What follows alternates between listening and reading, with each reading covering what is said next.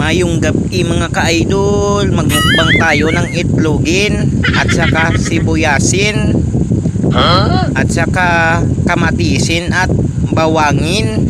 So yan o, unang tinikimin ko yung sibuyasin.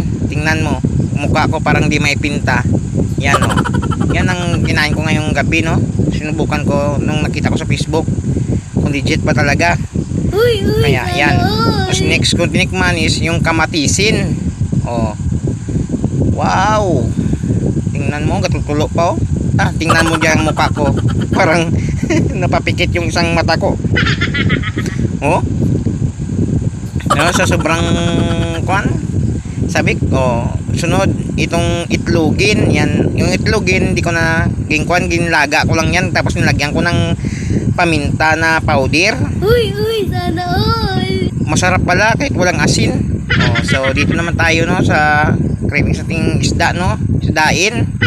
Yung paborito ko sa isdain na barilisin is yung uluhin, yan.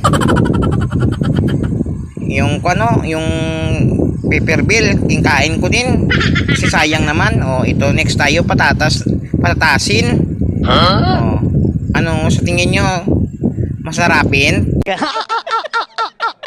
Kung inyo naman pong nagustuhan ng aking video na ginawa ngayong nagmukbang ako ngayong gabi, ay maaari pong bang makisuyo ako na pakipollow and pakilike at mag-comment at i-share nyo din ang aking video para masundan nyo ang aking susunod na mga content.